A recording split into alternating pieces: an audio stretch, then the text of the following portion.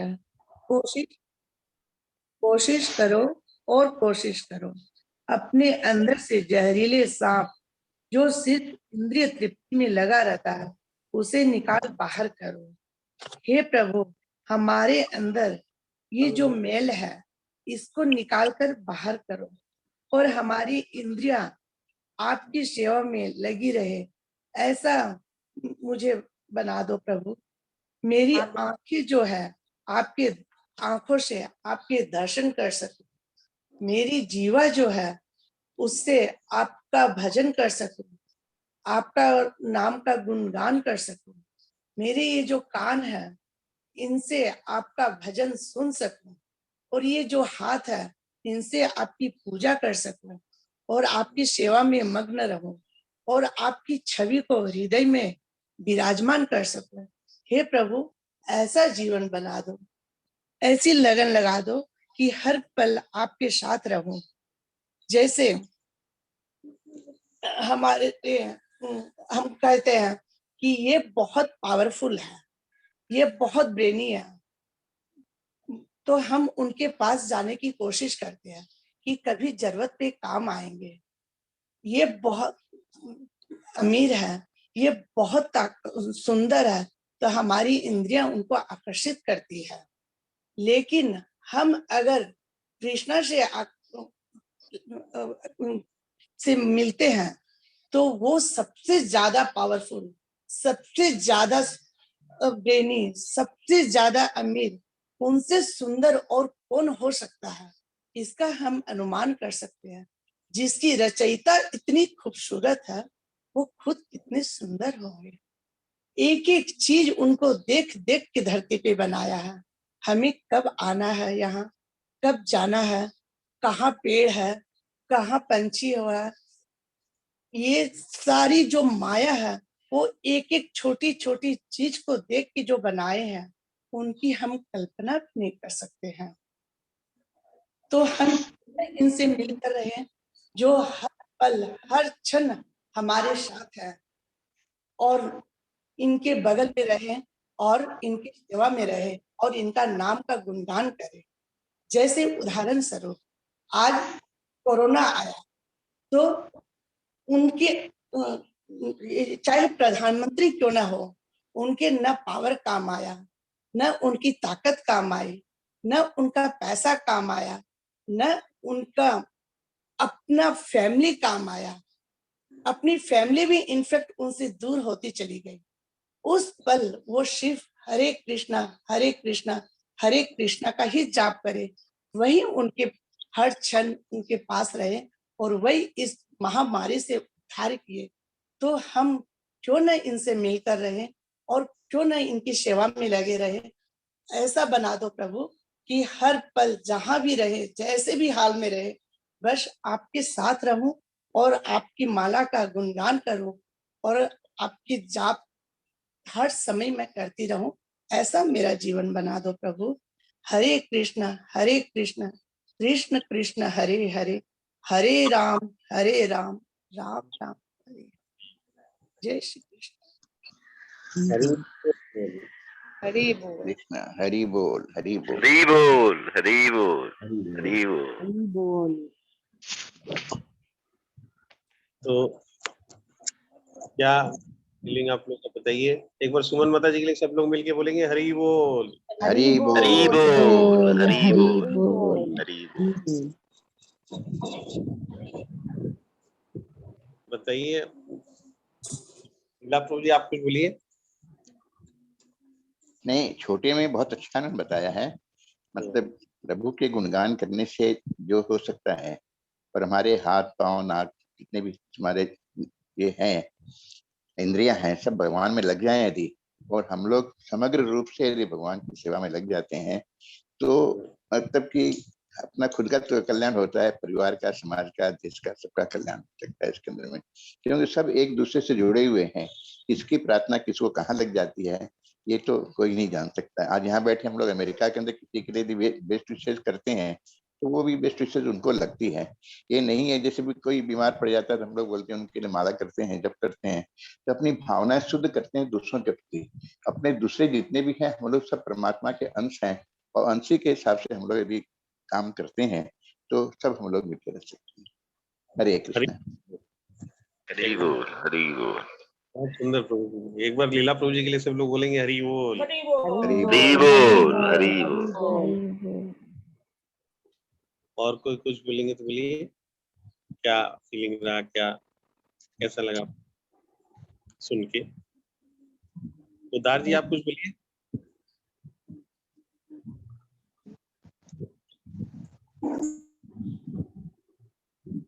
उदार जी आपका म्यूट है। इन्होंने 4 शब्दों में सब एकदम दिल से इन्होंने कही है बात, और प्रभु के प्रति पूर्ण समर्पण, और कि हम जो भी हमारे दोष है वो अलग हो जाए, दूर हो जाए, ये बहुत बड़ी प्रार्थना है। प्रभु से यही प्रार्थना करने से ही कल्याण है कि भी सब इंद्रियां आप में ही लगी है। मेन उद्देश्य यही है। हरि बोल, हरि बोल। हरि बोल। देखिए लीला प्रभु जी एक अलग पॉइंट लाए और सुतार प्रभु जी एक अलग पॉइंट हाईलाइट किए। लीला प्रभु जी ने बोला कि भी सुतार प्रभु जी ने जैसे बोला कि पूर्ण तरह समर्पण, कि पूरा समर्पण भगवान के प्रति हो, और लीला प्रभु जी ने बोला कि सारी इंद्रियों को भगवान की सेवा में लगा दें, मतलब वो हमारे अंशी हैं, उनके अंश हैं। तो देखिए यही 3 पॉइंट इन्होंने हाईलाइट बोला सुमन माता जी ने, कि एक तो हम लोग भक्ति वृक्ष का जो पहला पाठ प्रभुपाद जी ने हम लोग को दिया था श्रद्धावान, आप लोग को याद है ना, श्रद्धावान हम लोग किए थे।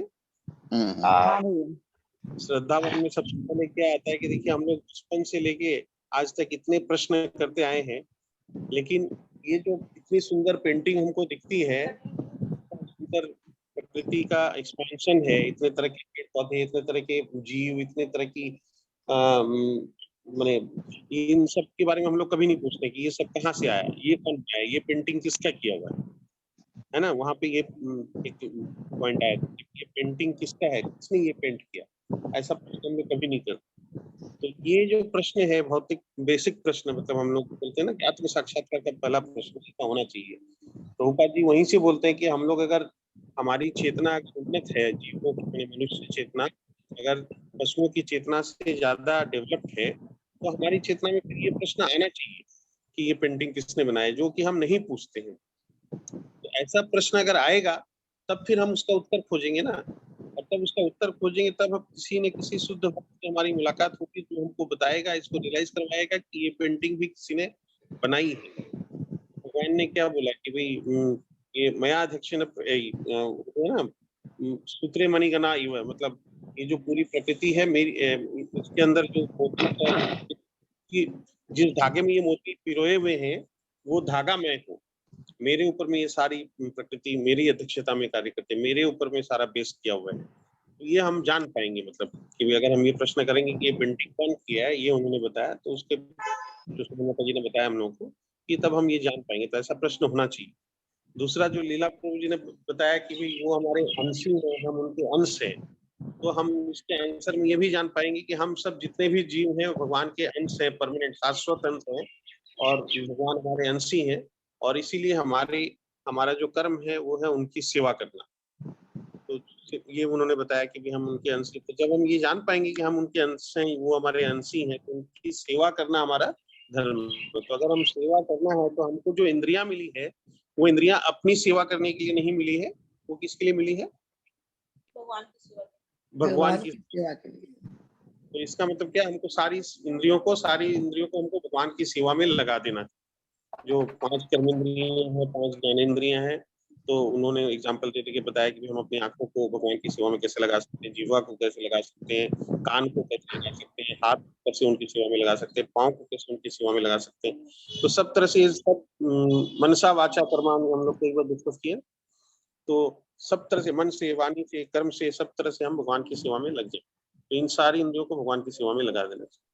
और फिर पुरुषार्थ प्रभु जी ने जैसे हाईलाइट किया, उन्होंने जो बताया था सुमन माता जी ने, कि समर्पण मतलब पूरी तरह से हम लोग, कि हमको ऐसा कर दो कि हम और कहीं मेरा ध्यान नहीं जाए, केवल आपका ही ध्यान रहे। तो यानी कि हमारा पूरा समर्पण जो है, शरणागति वो आ जाए कि भी हम भगवान की शरण में आ जाए, मतलब पूरी तरह से भगवान की सेवा में केवल और केवल कृष्ण, पूरी तरह से गोप तृत्व वरण, हम लोग डिस्कस किए थे कि गोप तृत्व वरण, गोपियां जिस तरह से भगवान को वरण की थी, भगवान के समर्पित थी कि हर समय उनको भगवान का ही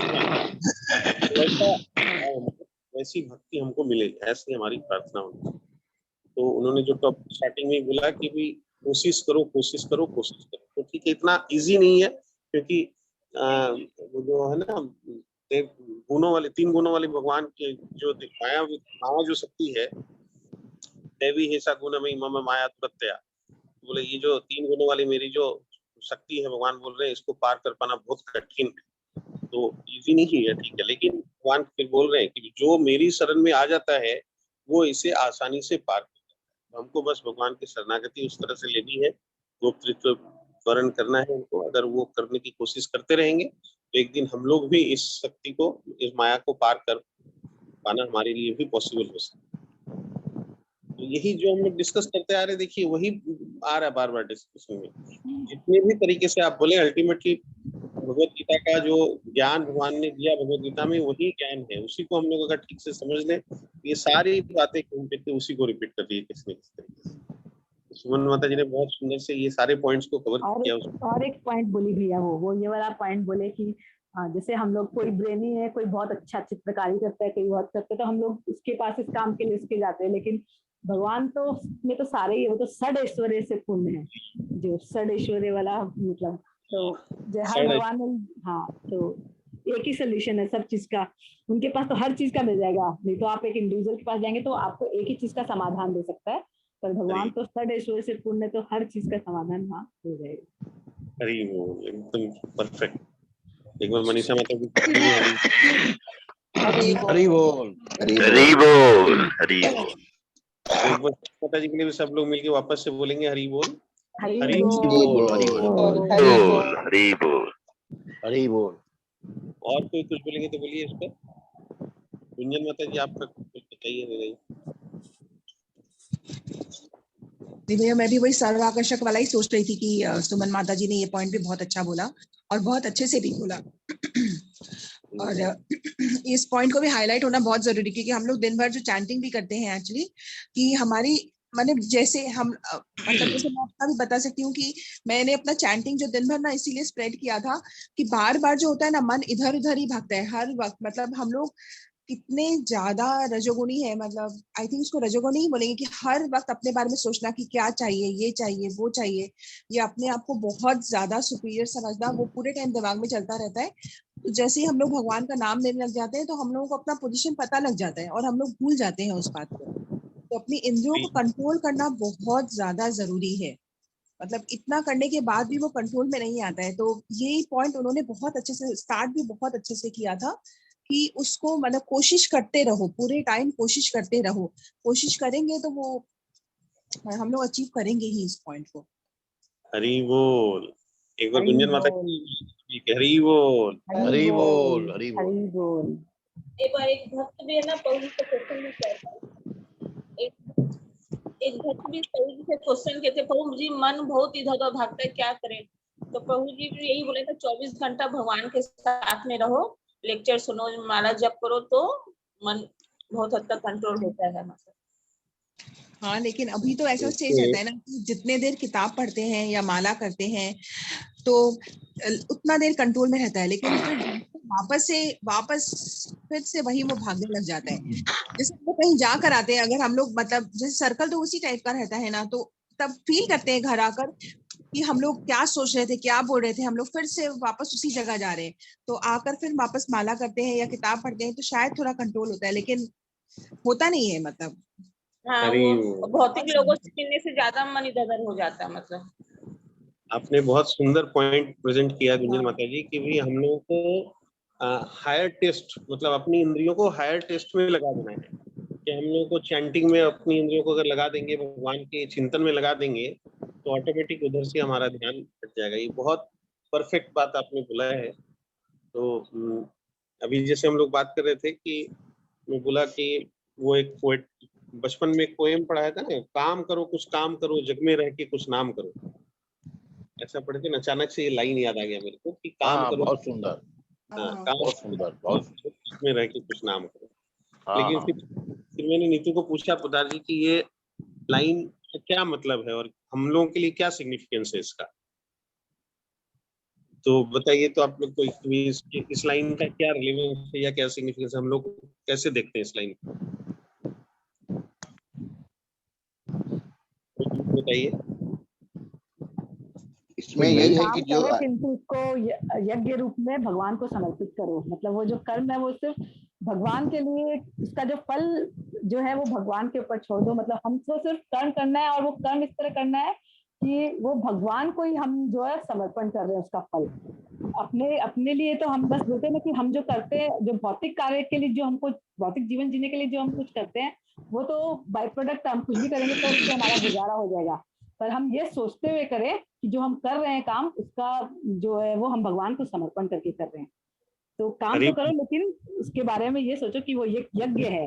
हम वो यज्ञ करने का मतलब सिर्फ वो आहुति देना और वो नहीं, कर्म को यज्ञ मान के भगवान को उसको समर्पित कर देना। हरी बोल, हरी बोल, हरी बोल। सफदर प्रभु आप बोलिए कुछ इस पे, इस लाइन प्रभु पे। जी एक आइडिया आ रहा था।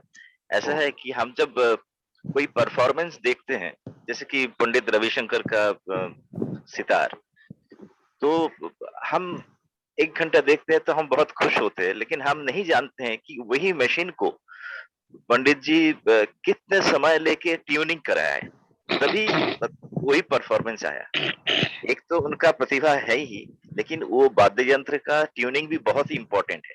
तो हमारा जो शरीर है, हमारा मन जो है, ये भी एक यंत्र जैसे ही है, तो इसका भी ट्यूनिंग ठीक ठाक होना चाहिए।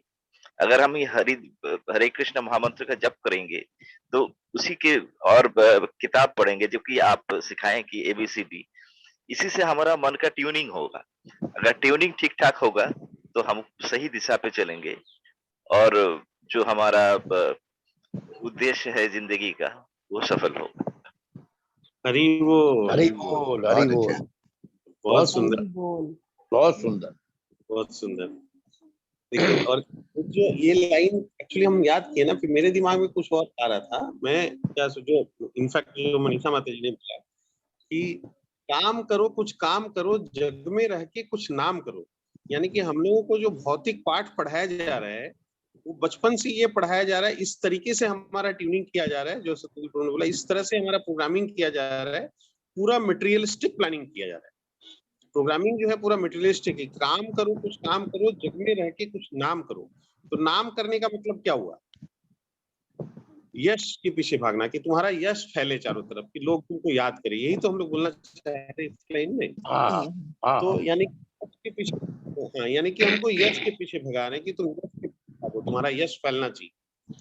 और भगवत गीता हमको क्या सिखा रही है? दैवी हिसा गुणमयी मम माया दुरत्या, मतलब ये जो गुण, 3 गुणों वाली जो प्रकृति है, इसको पार कर पाना कठिन है, यानी कि हमको इसको पार करना है। भगवान बोल रहे कैसे पार करना है, तो 3 गुणों वाली प्रकृति को पार करना है। 3 गुणों में ये किसमें आता है? ये यश जो है ये रजोगुण में आता है, करेक्ट, रजोगुण है। तो हमको तो रजोगुण में एक्चुअली फंसना नहीं, हम लोग ये सीख रहे हैं कि हमको तमोगुण, रजोगुण और सतोगुण तीनों में ही नहीं फंसना है, हमको इन तीनों से निकलना है। लेकिन हम लोगों को सिखाया क्या जा रहा है बचपन से? मटेरियल जो एजुकेशन है, मटेरियलिस्टिक एजुकेशन है, उसमें ये सिखाया जा रहा है कि यश मिलना चाहिए। मनीषा माता जी ने बहुत परफेक्टली बोला कि हम अगर इस तरह से ट्यूनिंग करेंगे, हम अगर भगवान की सेवा में लगेंगे, तो वहां हमारा ध्यान क्या होगा? अंशी की सेवा करना है। और यो यश जो है वो तो बाई प्रोडक्ट के हिसाब से हमको मिल जाएगा। देखिए, वैष्णव का, भक्ति का जो सबसे बड़ा फीचर है कि आप जब भक्ति कर रहे हैं, बार बार प्रभुपाद जी ने इतना इलाबोरेटली इसको बताया है कि आप जब भक्ति करेंगे, वैष्णव के गुणों को अगर आप एक्सेप्ट कर लिए, उसको अगर अडॉप्ट कर लिए, तो बाकी चीजें आपको ऑटोमेटिक मिलेगी, मतलब बोनस में मिलेगी। वो सब तो मिलनी ही मिलनी है, सब कुछ उसके अंदर कवर्ड है, लेकिन आपका ऑब्जेक्टिव वो नहीं होना चाहिए। तो हमारा ऑब्जेक्टिव यश नहीं होना चाहिए, हमारा ऑब्जेक्टिव क्या होना चाहिए? देखिए, हम लोग शिक्षाष्टकम में हम लोग पढ़े, श्री शिक्षाष्टकम में मनीषा माता जी ने बताया था हम लोग को, त्रिनादपि सुनीचेन तरोरपि सहिष्णुना अमानिन मानदंड कीर्तनीय सदा हरि। बहुत इंपॉर्टेंट लाइन है कि त्रिनादपि सुनीचेन, मतलब अपने आप को तृण से भी नीचा मानना, यानी कि अपने आप को, हाँ, तो यश का मतलब बड़ा मैं बड़ा बनूंगा, ये इसके पीछे नहीं भागना है हमको, तो बल्कि ये सोचना है, रियलाइज करना कि मैं तो बहुत हीन हूँ, एक तृण से भी नीचा हूँ। और अमानी न मानदंड, मतलब बिना क्या बोलते हैं वो, झूठे बिना मान सम्मान के के। पीछे मत भागो, झूठे सम्मान के पीछे मत भागो। झूठे सम्मान मतलब प्रभुपाद बार बार क्या बोल रही है, तुम्हारा फॉल्स ईगो है ना कि मैं इतना बड़ा हूँ, मैं ये हूँ, मैं वो हूँ। अभी जो सुमन माता जी थोड़ी देर पहले बता रही थी कि मैं धनी हूँ, मैं धनी हूँ, ये सारा अहंकार मिथ्या है, ये सब अहंकार और मिथ्या अहंकार। तो ये जो लाइन है, इसके साथ मैं वही सोच रहा था कि कितना उल्टा तरीके से हम लोग को बचपन से पढ़ाया जा रहा है, मेटेरियलिस्टिक एजुकेशन किस तरह से भर दिया गया है। प्रभुपाद ने बार बार हर जगह पे, देखिए प्रभुपाद ने, आप पढ़ेंगे ना, हर जगह वो जगह जगह पे यही बोलते हैं कि हम लोग का जो एजुकेशन सिस्टम है वो इतना उल्टा है इससे, और हम लोग विश्व शांति का प्रयास कर रहे हैं, उसकी बात कर रहे हैं, इतना एनवायरमेंट का बात करते हैं, बोले ये सबसे कुछ नहीं होने वाला, जिस तरीके से हम लोग चल रहे हैं इससे कुछ नहीं। प्रभुपाद जैसे उन्होंने पूरे वर्ल्ड में, आप लोगों को पता है कि 14 बार वर्ल्ड टूर किया है, कितने लोगों से उन्होंने डिबेट किया है, डिस्कशन किया है, लाखों फॉलोअर्स हैं उनके। तो क्यों है वो सबको ये बोले हैं कि ये जो तुम लोग जिसके पीछे भाग रहे हो, ये पूरा सिस्टम गलत है, पूरा का पूरा गलत सिस्टम से एडमिनिस्ट्रेशन तुम लोग चलाने की कोशिश कर रहे हो, विश्व शांति का पाठ पढ़ा रहे हो, विश्व शांति की बात कर रहे हो, ये नहीं होने वाला है। यहाँ तक कि कल न परसों हम लोग कुछ में पढ़े ना कि शिकागो का वो जो एग्जाम्पल, अच्छा कल की भागवतम क्लास में लीला प्रभु आप सुने होंगे ना, तो कल की भागवतम जो एग्जाम्पल आया तो आपने क्या बोला कि भारत के एक सन्यासी शिकागो में जाके यहाँ तक कह दिया कि हम लोग खुद ही कर सकते हैं, मतलब स्पिरिचुअलिटी को कैसे डिस्कार्ड कर दिया उन्होंने। तो यहाँ तक प्रभुपाद ने बोला एकदम क्लियरली। तो बोले जिस तरह से, जिस थ्योरी को लेके आप लोग चल रहे हो, इस थ्योरी से नहीं विश्व शांति आने। तो विश्व शांति के लिए आपको ये भगवत गीता का पाठ जरूरी है। भगवत गीता में क्या बोला गया है कि आपको झूठा सम्मान के पीछे नहीं भागना, यानी कि ये जो आपका अहंकार है, मिथ्या अहंकार है, इस अहंकार को आपको छोड़ना पड़ेगा और आपको सरेंडर करना पड़ेगा। एक पॉइंट जो और मैं मिस कर गया उस समय, जो माता जी ने बताया कि हम सोचते हैं, हम समझते हैं कि हम अपने आप सुखी हो सकते हैं, हम अपने प्रयास से सुखी हो सकते हैं, लेकिन भगवत गीता में बहुत क्लियरली कृष्णा ने बताया, भगवान ने बताया अर्जुन को कि ये पॉसिबल नहीं है, मेरे को छोड़ के तुम सुखी नहीं हो सकते, कोई सुखी नहीं हो सकता। जब तक तुम मेरे शरण में नहीं आओगे, मेरे को सेंटर करके नहीं करोगे, you can not succeed in any of your mission. तो बहुत इंपॉर्टेंट बात है। जब एक छोटा सा लाइन अचानक मेरे को सुबह याद है, उसको सोचते सोचते मेरे दिमाग में आने लग गया ये सब भी। तो जो अभी मनीषा माता जी ने और शतुदल ने भी बताया, और इनफैक्ट सुमन माता जी भी जो बोली, वो भी इसी के ऊपर में, सब चीज को आप जब देखेंगे इस तरीके से काफी क्लियर होते चला जाएगा किस तरह से सेम पॉइंट है। तो बार बार यही बोलते हैं कि अगर हम भक्ति करते हैं, वैष्णव जो होते हैं उसमें ये सारे गुण आते हैं, जो गुण भी हम लोग चाहते हैं ना भौतिक दृष्टि से, सारे गुण एक वैष्णव में होते हैं। अभी जो हम लोग काम भी करते हैं ना, अभी जो हमारी एजुकेशन सिस्टम है उसमें क्या है कि मॉरल एजुकेशन तो उसमें है नहीं ज्यादा, और जस्ट वो हमको कैसे पैसे कमाना वो सिखाती है खाली। और एंड जस्ट हम लोग भी जो काम करते हैं ना, we are just earning to pay our bills. हम लोग अपने बिल्स तो बड़े बड़े कर लिए हैं उसको अर्न करने के लिए, तो it's a never ending cycle, बहुत डिससेटिस्फाइड वाली, मतलब पूरा। तो ये जब तक नहीं आएगा मन में कि कितना भी कमा ले, कुछ भी कर ले, हमारी तो वांट्स आर नेवर सेटिस्फाइड वाला चीज है, ये समझ नहीं आएगा जब तक हम इस तरफ नहीं झुके, अपना झुकाव न करें। एकदम इतना आर्टिफिशियल लाइफ में हम लोग फंस गए हैं इतना ज्यादा कि रियल जो सुख है, जो जहाँ मिलेगा उसको तो हम ध्यान ही नहीं देते, खाली भेड़ चाल रहे हैं और भाग रहे हैं, माया के पीछे भाग रहे हैं। माया मतलब जो है ही नहीं, तो अनरियल चीज के पीछे भाग रहे हैं। शांति पूरी खत्म हो चुकी है, मतलब उस भाग में, उस दौड़ में, भागम भाग में शांति तो गायब है। इसमें एक चीज और ऐड कर सकते हैं, हरे कृष्णा। हरे कृष्णा। माया के चक्कर में जो पड़ते हैं, रजोगुण में हैं हम लोग, और पैसा या जितना भी धन जो भी कुछ करते हैं अपने लोग हैं, ये जरूर कमाओ, पैसा कम नहीं है, मगर सब चीज की जरूरत भी है। अगर उसको अपने जितना जरूरत है अपने परिवार के लिए उतना जरूर करें, अपने से जो नीचे उनको इम्प्रूव करें। जो देखते हैं अपने सारे संसार के अंदर में इतनी गरीबी है, इतनी भूखमरी है, जितने रोगी हैं उनके हम लोग सेवा यदि कर सकते हैं, उनके लिए हॉस्पिटल खोल दें, स्कूल खोल दें, बच्चों की पढ़ाई के अंदर में लगा दें, तो ये एक एडिशनल हम लोग कुछ काम कर पाते हैं। तो उससे काम करो, घर में कुछ नाम करो।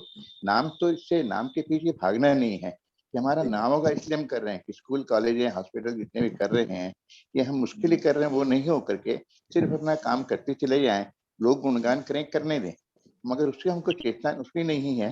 मगर अपने ध्यान यही रखें कि दूसरों की, जब हम तो परमात्मा के अंश हैं, अंशी सभी हैं, हम सब एक दूसरे के मतलब कि जब अंशी हैं तो भाई बहन कह लीजिए, कुछ भी कह लीजिए, उस ढंग से हम लोग हैं। तो उसको भी ध्यान में रखते हुए कि हम लोग सेवा करते हैं भगवान के अंश में, और भगवान के जो अंश हैं सबकी सेवा यदि करते हैं तो हम लोग धन जो कमाया है उसको भी प्रॉपर यूटिलाइजेशन हो सकता है। और आज जितने भी प्रभुपाद जी ने या जितने हम लोगों ने सत्संग जितने चल रहे हैं, सब में पैसों की जरूरत जरूर पड़ती है, मगर उसको प्रॉपर लोग में यदि हम लोग लगाते हैं तो जरूर हम लोग चल सकता होगा। हरे कृष्ण। हरि बोल, हरि हरी बोल। बोल, हरी बोल। हरि बोल। देखिए प्रभुपाद जी को अमेरिका में कोई जर्नलिस्ट ने पूछा, बोला कि आप तो रोल्स रॉयस में घूम रहे थे, तो बोला आप रोल्स रॉयस में घूम रहे हैं? बोला हाँ। तो बोला आप एक संत हैं, आप रोल्स रॉयस में घूमते हैं? तो बोला ये अमेरिकन लोग बहुत पुअर हैं, लोग मेरे को रोल्स रॉयस में घुमा रहे हैं, इनको तो मेरे को सोने से बनी हुई गाड़ी में घुमाना चाहिए, गोल्डन उसमें घुमाना चाहिए। तो वो थोड़ा समझा नहीं, थोड़ा सोचा, फिर बोला कि आपको अगर बहुत सारा धन दिया जाए, कहीं मिल जाए, तो आप क्या करेंगे? तो बोला मैं तो दोनों हाथों से ऐसे करके पूरा समेट लूंगा पूरे धन। समझिए प्रभु जी, लीला प्रभु जी। हाँ जी, हाँ जी। तो प्रभुपाद ने तो बार बार बोला है कि धन की तो बिल्कुल जरूरत है। गीता में भी हम लोग पढ़ रहे हैं, आगे भी शायद पढ़ेंगे कि धन की तो जरूरत है ही, धन के बगैर तो नहीं हो सकता है। इसलिए धन कमाना नहीं है, ऐसा तो कहीं पे भी नहीं बोला जा रहा है ना। तो धन तो कमाना ही है, कमाना ही पड़ेगा। लेकिन उपदेशामृत जब हम पढ़ेंगे तो 11 श्लोक के उपदेशामृत है, नेक्टर ऑफ इंस्ट्रक्शंस, हम लोग कभी पढ़ेंगे तो उसमें आता है कि अत्याहार प्रयासश्च प्रजल्पो नियमाग्रह जन संघर्ष लौलंच षडभिर्भक्ति विनश्यति। तो ये 6 चीज जो है ये भक्ति का विनाश करती है, हमको भक्ति से दूर ले जाती है। उसमें पहला पॉइंट उन्होंने बोला अत्याहार, मतलब अति आहरण। आहरण का मतलब संचय करना, संग्रह करना, यानी कि कलेक्शन करना। तो हम लोग मनुष्य जाति का ही स्वभाव है कि हम लोग कलेक्शन करते, इतना धन जमा करना है हमको कि हमारी 7 पुश्तें, 14 पुश्तें, 21 पुश्तें खत्म नहीं कर सकती, फिर भी हमको शांति नहीं मिलती। तो ये भक्ति का विनाश करती है। जबकि दूसरा कोई पशु तो इस तरह से संचय नहीं करता है, दूसरा कोई उदाहरण देते हैं कि कोई अनाज का बोरा गिर गया, अनाज, तो कोई पक्षी है तो उसको चोंच में जितना है उतना ले जाएगा, और मनुष्य होगा तो थैला में भरने शुरू कर देगा। घर ले जाएगा। तो हम लोग का ये हमारी प्रवृत्ति है। तो ये जो आपने परफेक्ट बोला कि हमको संचय इतना ही करो, तो आपको सेविंग्स करना चाहिए, इतना सेविंग्स करना चाहिए कि आप वानप्रस्थ के बाद जब संन्यास आश्रम में जाएंगे तो आपका कैसे चलेगा। 20 साल आपको संन्यास आश्रम में, 25 साल बिताना है, तो संन्यास आश्रम यानी कि रहेंगे तो घर में ही, लेकिन ऐसा नहीं कि जंगल में जाके रहना है, लेकिन खर्चा तो चाहिए। तो यानी कि पोस्ट रिटायरमेंट आपका कैसे चलेगा? शरीर निर्वाह तो करना पड़ेगा ना, जीविका तो निर्वाह करना पड़ेगा। तो उसके लिए आपको उतना धन संचय तो करना ही चाहिए, सेविंग्स करना ही चाहिए। लेकिन तुम करोड़ों रुपया, अरबों रुपया जमा करने की तो उसके लिए जरूरत नहीं है। आपको किसी को 1 करोड़ की जरूरत है, किसी को 10 लाख की जरूरत है, किसी को 10 करोड़ की जरूरत है, तो उतना कर लो, ठीक है। तो वो संचय करने में भी कोई प्रॉब्लम नहीं है, सेविंग्स करने में जितनी जरूरत है उतनी आपने एकदम परफेक्ट। अब क्या करना है, तो देखिए भगवान ने भगवत गीता में बोला, प्रभुपाद जी ने भी कई जगह पर हम लोग को एक्सप्लेन करके बताया कि हमको कृष्णा को पार्टनर बना लेना चाहिए हर चीज में। यानी कि हम जो कुछ भी कर रहे हैं उसमें भगवान की सेवा में उसको लगा दें। तो भगवान की सेवा में लगा देगा मतलब आपने जैसे बोला कि स्कूल खोलो, हॉस्पिटल खोलो, तो एकदम खोलो। तो किस तरीके से खोलो? जैसे लोगों को खाना खिलाओ, तो भगवान का प्रसाद खिलाना है हमको लोगों को, मान लीजिए तो प्रसाद खिलाना, तो खाना तो ऑटोमेटिक हो गया ना उसमें, प्रसाद जब खिलाएंगे तो प्रसाद खिलाया जा रहा है, तो प्रसाद खिलाओ। आप ऐसी संस्थाएं बनाओ जहाँ पे लोग आके भक्ति करेंगे, उनको एसोसिएशन ऑफ डिवोटीज मिलेगा, तो वहाँ पे बाकी फैसिलिटीज भी तो है। हम लोग देखिए जो लॉन्ग टूर में जाते हैं, कई बार अपने डिस्कस करते हैं ना, प्रभु जी 8-8 दिन 10-10 दिन का लॉन्ग टूर कराते हैं। तो हो सकता है आप जाएंगे उसमें, तो आपका हो सकता है उस 10 दिन का टूर में आपने कितना खर्चा कर दिया, 50,000 रुपये खर्चा कर दिया। तो मान लीजिए उसमें आपने रूम लिया, भी मेरे को तो एसी रूम के बगैर चलेगा नहीं, तो 4,000 रुपये का रूम है, वहाँ पे आप 4,000 रुपये का रूम लीजिए।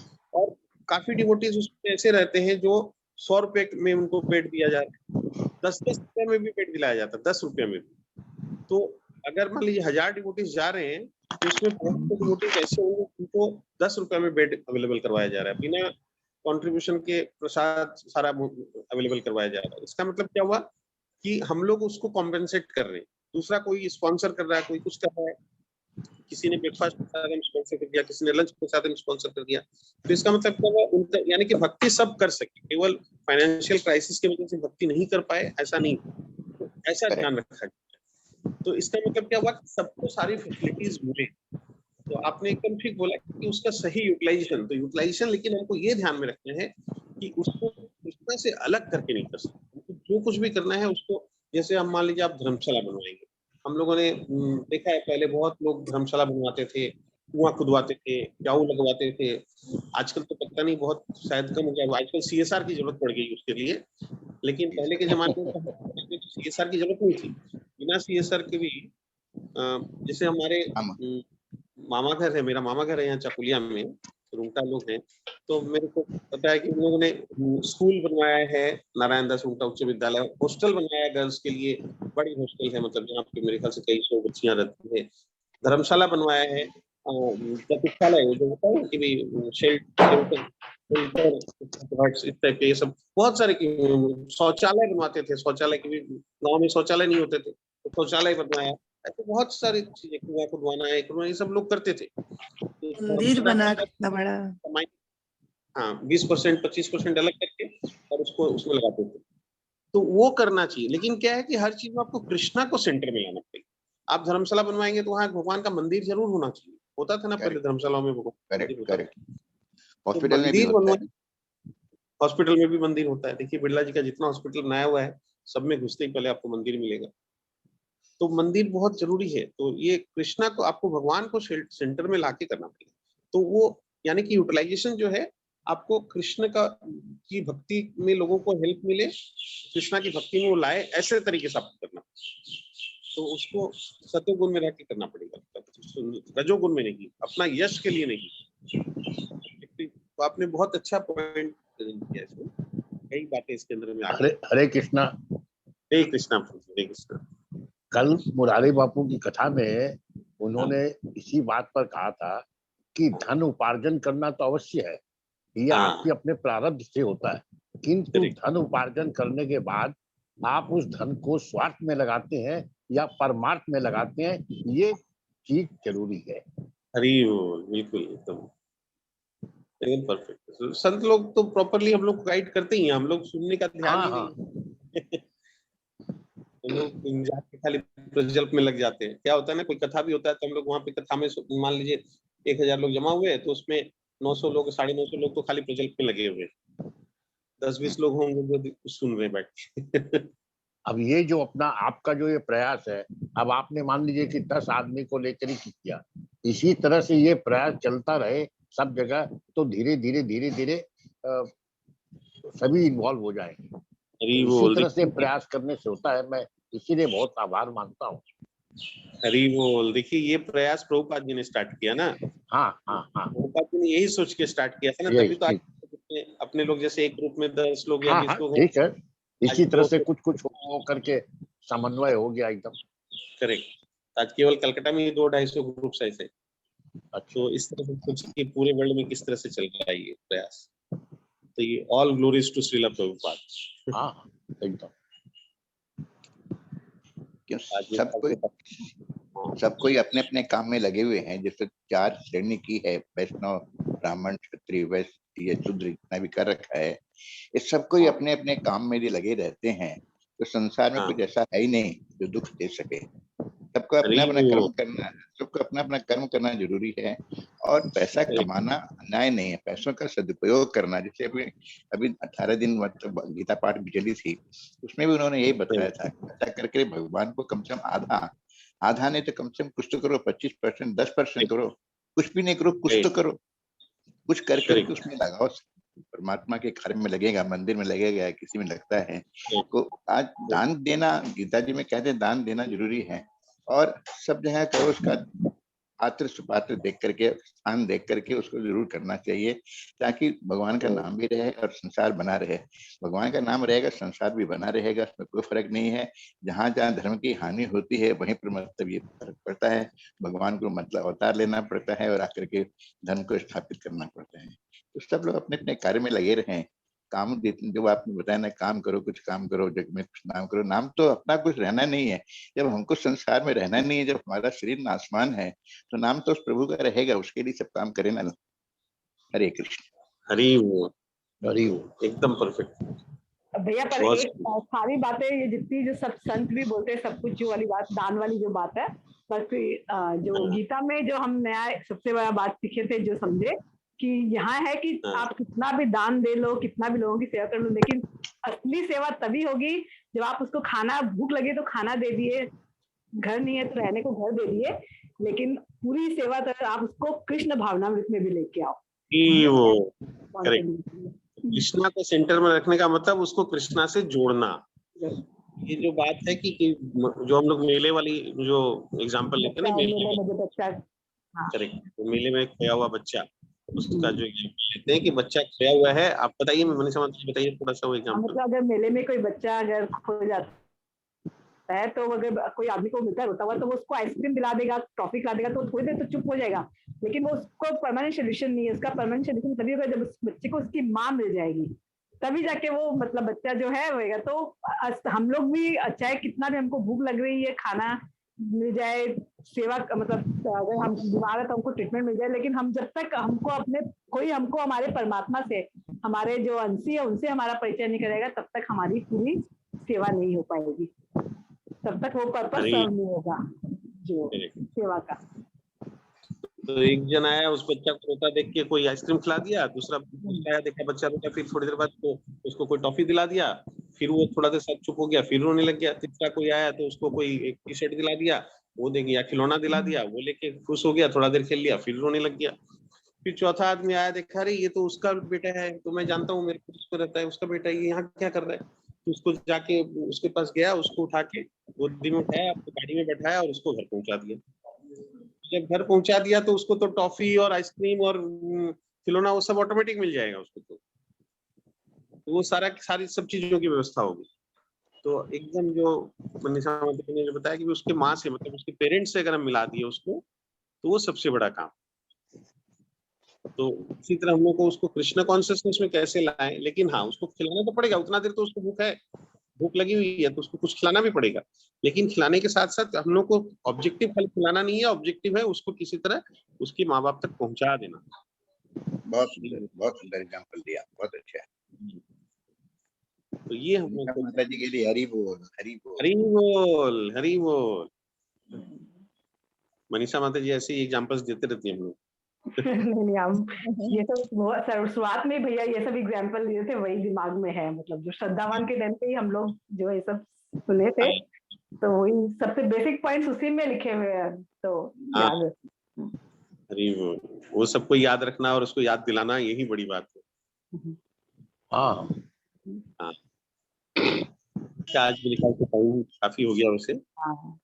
हरे कृष्णा। आज के आनंद की जय हो। जय हो। श्रील प्रभुपाद की जय। जय।